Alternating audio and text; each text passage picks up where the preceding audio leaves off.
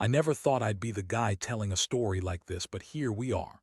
My name's Mike, and I've been with my wife, Lisa, for about 7 years. Things started off good, great even. We had a house in the suburbs, two good jobs, and a pretty normal life.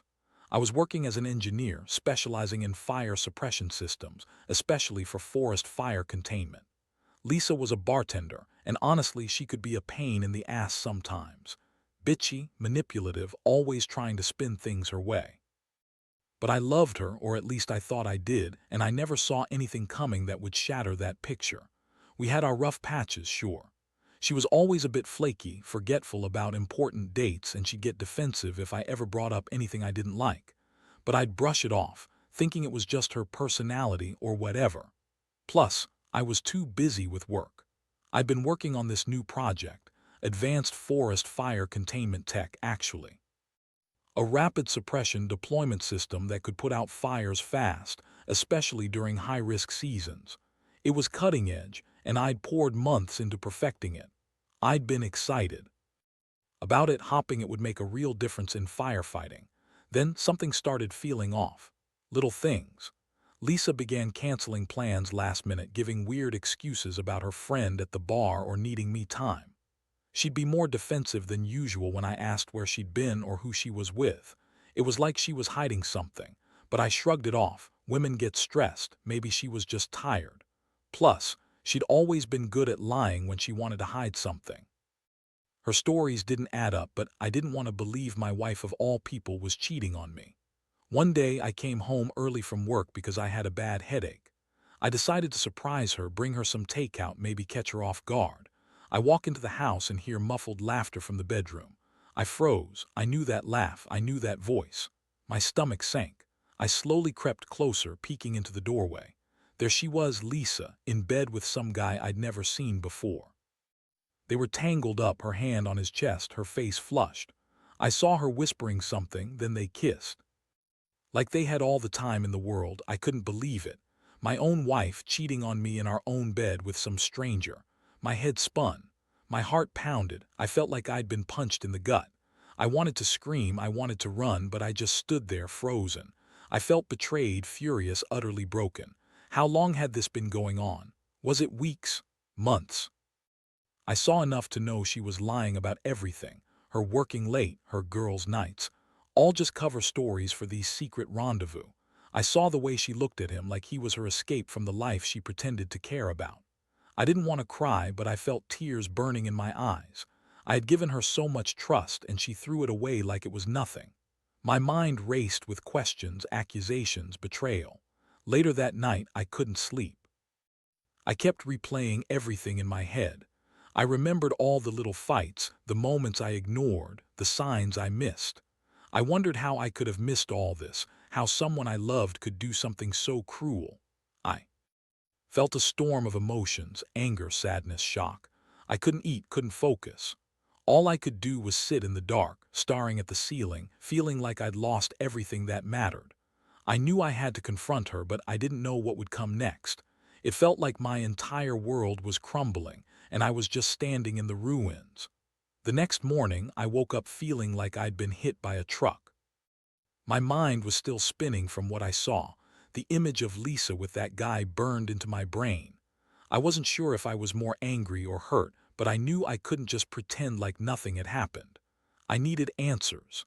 I needed to know why she did it, how long it had been going on, and most of all, what that meant for us. I didn't want to jump into a fight right away, so I stayed quiet for most of the morning. Lisa was acting nervous, like she sensed I knew something but was trying to hide it. She kept brushing past me, avoiding eye contact. I finally confronted her when she was in the kitchen pretending to be busy with her coffee. I just looked at her and said, "Lisa, I saw you yesterday in our bed with him." Her face suddenly turned ice cold and she gave this defensive, bitchy smirk. "Oh, so now you're spying on me? Really, Mike? You're that desperate to control everything?" I felt my blood boil. "Don't bullshit me. I saw it with my own eyes. How long? How many times?" She rolled her eyes and threw her hands up. "God, you're such a drama queen. It was just a stupid mistake." "It doesn't mean anything. I was stressed, okay?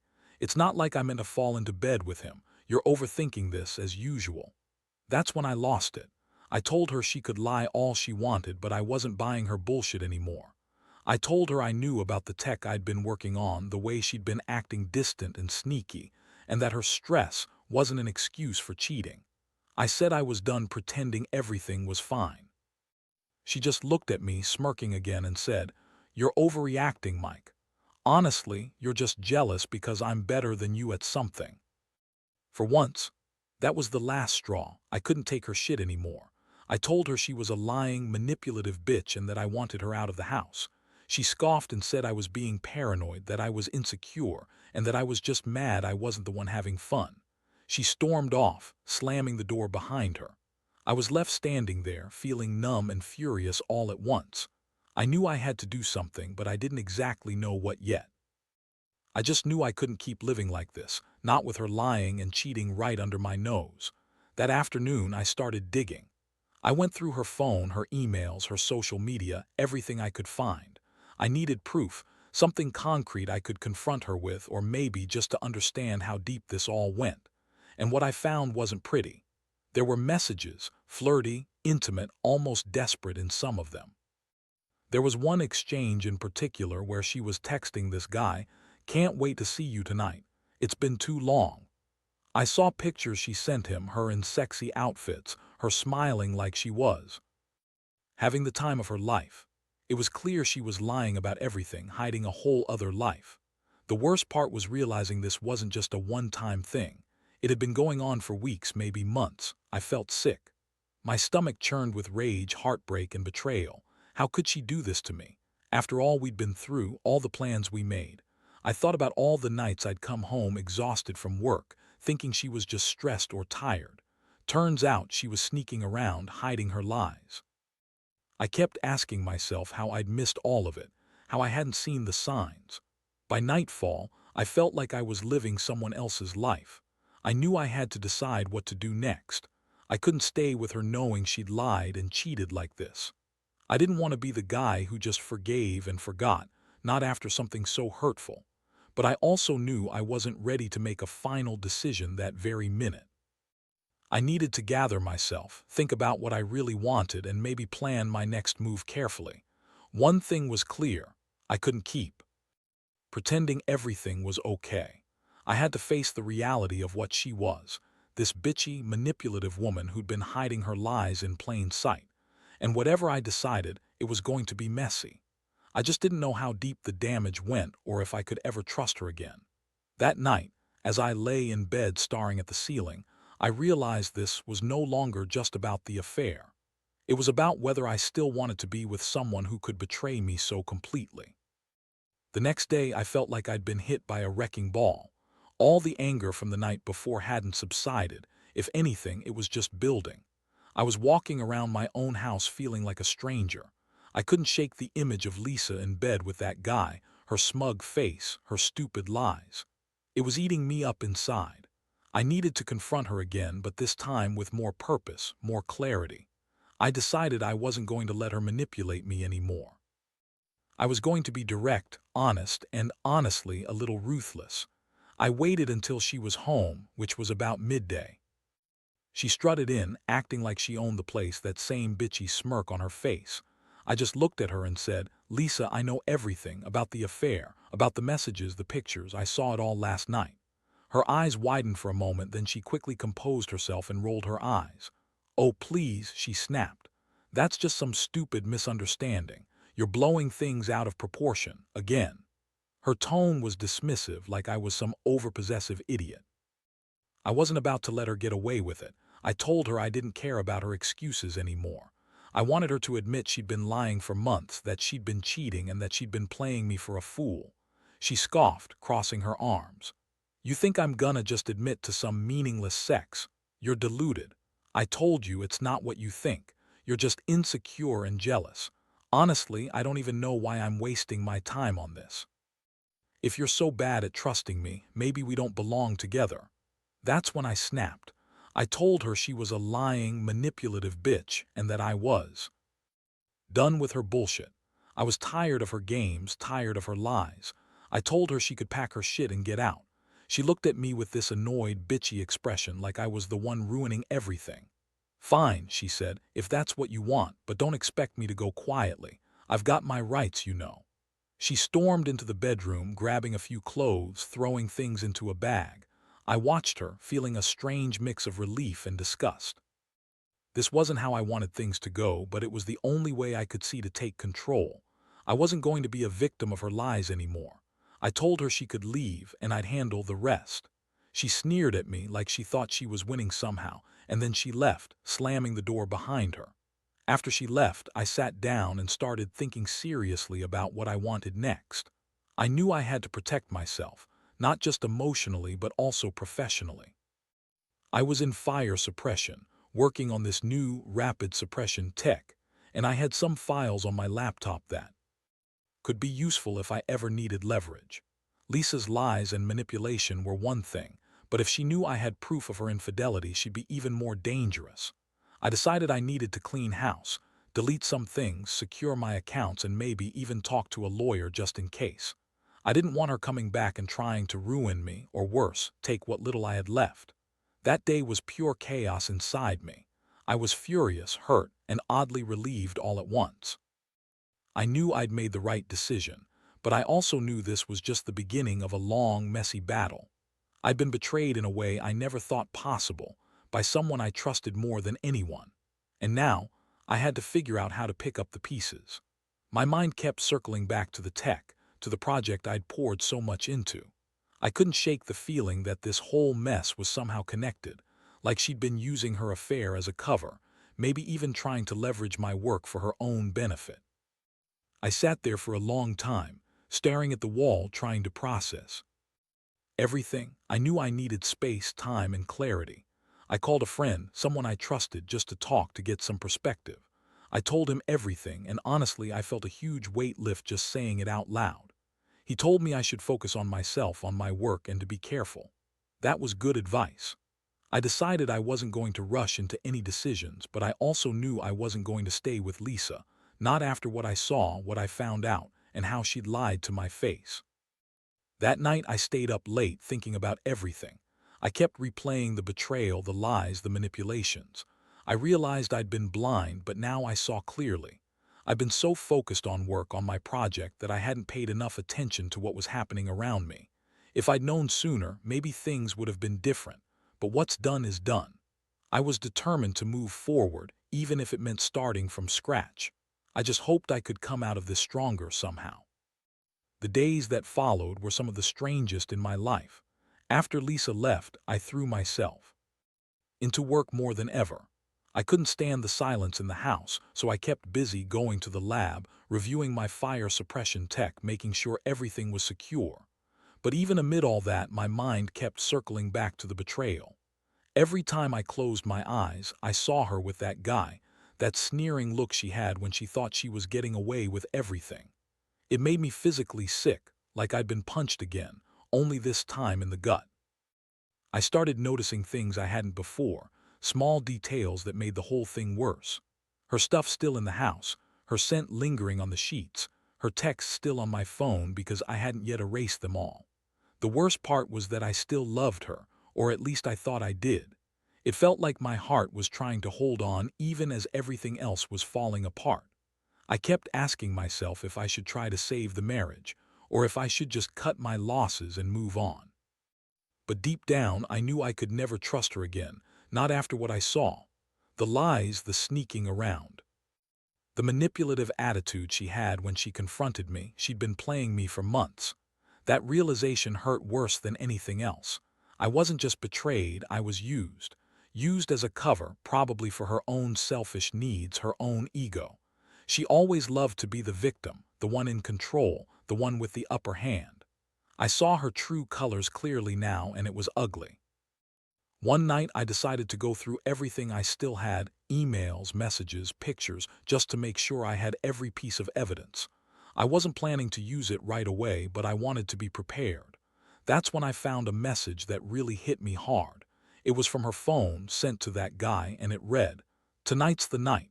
Can't wait to finally see you again." That was the nail in the coffin. It confirmed everything I already suspected. She'd been planning this, hiding her affair and lying to my face about it. That message was the moment I realized I had to make some serious decisions. Could I forgive her? Could I ever trust her again? Honestly, I didn't think so. Not after the lies, not after the betrayal. I knew I had to start thinking about my future, about what I really wanted. I considered just walking away, taking the hit and leaving her behind. But part of me wanted to make sure she paid for what she did. Revenge, not just for me, but for the years I wasted trusting someone so manipulative. That realization made me think of a plan. Not an elaborate scheme or anything illegal, but a calculated move to make her regret what she'd done. I wanted her to feel what I felt, how it's like to be betrayed by someone you love, someone you trusted. I started thinking about ways to do that, ways to expose her lies if needed. I knew I had some leverage, my work, my project, my reputation. I could use that against her if she ever tried to come back or ruin me further. Meanwhile, I kept my distance. I didn't text her, I didn't call her. I just stayed quiet, observing her from afar. She'd try to contact me sometimes, but I ignored her. Every time I saw her trying to manipulate or guilt me, I felt a rush of anger, but I also felt a strain, sense of relief. For the first time in a long time, I saw the truth plainly. She was who she was, selfish, manipulative, unfaithful. No amount of pretending or excuses would change that. In the quiet moments, I also started reflecting on my own feelings. I felt ashamed, stupid for not seeing it earlier. I felt angry, betrayed, and deeply hurt. But I also felt a strange sense of liberation. I was finally facing reality. I realized I'd been living in this fantasy that everything was perfect, but now I knew the truth. It was ugly, yes, but at least I was free from her lies. I could finally start moving on, something I never thought I'd be able to do after all those years. This whole experience has changed me. I don't trust easily now, and I definitely don't believe in the idea of forever anymore. But I'm also learning that sometimes you have to lose everything to find out who you really are. And right now, I'm trying to rebuild myself from the ground up, piece by piece. It's not easy, but I know deep down it's what I need to do. I've learned that trust is fragile and that betrayal cuts deep, but it also forces you to see life more clearly. And maybe that's a good thing. The weeks that followed were a roller coaster. Some days I felt numb, almost like I was observing my own life from a distance, and other days I was hit with waves of anger so intense I couldn't focus on anything else. I threw myself into my work, pouring every ounce of energy into refining my fire suppression tech, trying to distract myself from the chaos in my head. But despite all that, I couldn't escape the gnawing feeling that I'd been played, used, and discarded. The betrayal ran so deep that even my own mind seemed to turn against me sometimes. One thing I couldn't shake was the way Lisa kept trying to contact me, sending these passive-aggressive messages about how she was sorry I was feeling hurt, and she still loved me. Yeah, right. I knew better. She just wanted to manipulate me to make me feel guilty so I'd take her back. I wasn't falling for it. Every time she reached out, I just ignored her. I refused to let her control my feelings or my future anymore. I also started making plans. Not impulsively, but carefully. I knew I needed to protect myself, especially my work and reputation. I secured all my files, wiped sensitive emails, and even reached out to a lawyer just to get some advice about my rights. I didn't want her trying to sabotage me or take advantage of my work. That tech I'd been developing was valuable, and I refused to let her use it as leverage. I had to think ahead, be smart, and stay one step ahead of her manipulations. One afternoon, I received a shock. I was reviewing some data when I found a file I hadn't seen before, some correspondence between Lisa and someone else. It wasn't just her with that guy. It was with a whole group of people, some of whom I recognized from her social circle. They'd been planning this for a while, her little secret network of people helping her cover her tracks and even, I suspected, trying to smear me. That realization made me furious. She'd been lying to everyone, playing the innocent victim while secretly orchestrating her double life. That night, I sat alone in my apartment, feeling a mix of rage and despair. I could believe I'd been so blind, so naive. All those years I'd trusted her, believed in what we had, and now it was all a lie. I was angry at her, but I was also angry at myself for not seeing the signs sooner. Trust was shattered, and I knew it would take a long time to rebuild anything resembling normalcy. But I also knew I couldn't just sit around feeling sorry for myself. I had to do something, something to regain control, something to make her regret what she'd done. I started drafting a plan. Not revenge in a destructive way, but a way to expose her true nature if she ever tried to come back or threaten me again. I could use my work, my tech, to document her lies, to show her real face when she thought she was getting away with everything. I knew she thrived on manipulation, but I had the tools now to fight back. I'd make sure she paid, not just emotionally but professionally too. Some nights I'd lie awake staring at the ceiling, feeling the sting of betrayal, but also a strange sense of clarity. I'd been blind, but now I saw everything more clearly. She wasn't the person I thought she was. I'd let her get away with too much for too long, and I was tired of being the fool. I promised myself that I wouldn't let her destroy me. No matter how much it hurt, I'd come out stronger on the other side. I realized that I needed to focus on myself, for my sanity, for my work, for my future. That meant cutting out the noise, ignoring her attempts to pull me back and keeping my distance. It also meant understanding that sometimes the only way to move forward was to let go of what you thought was real.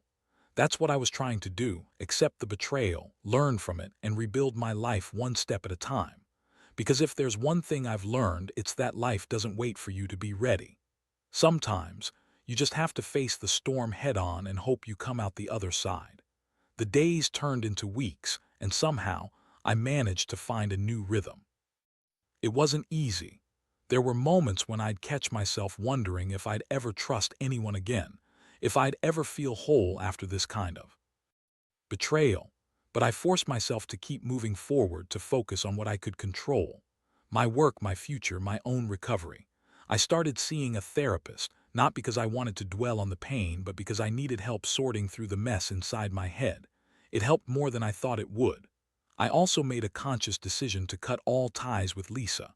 No more calls, no texts, no checking her social media.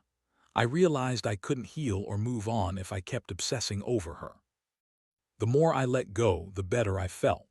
I began rebuilding my confidence piece by piece. I threw myself into my project, refining that fire suppression tech, perfecting every detail. It became my anchor, my way of proving to myself that I still had purpose and value. One day, I looked at the files I'd saved, proof of her lies, her manipulations, and I decided to turn them over to some mutual friends I trusted, just in case. I didn't want her to come back and try to manipulate anyone else, and I thought it was vital that the truth was out there. Not to ruin her, but to prevent her from doing it to someone else. It felt like a small act of justice, a way to regain some sense of control after feeling so helpless. In the end, I realized that I'd been given a hard lesson about trust, betrayal, and self-preservation. Lisa's actions showed her true colors, and I had to accept that sometimes love isn't enough to keep a relationship alive, especially when lies and deception become the foundation. I learned that protecting myself means knowing when to walk away, even if it hurts like hell, and that the best revenge isn't some calculated scheme. It's simply living honestly, rebuilding your life, and refusing to let someone's betrayal define you. Now, I look back at the whole ordeal and see it as a brutal but necessary wake-up call. It forced me to confront my own weaknesses and to realize my worth beyond the betrayal. I'm not perfect, and I'm not cured of the hurt, but I'm stronger.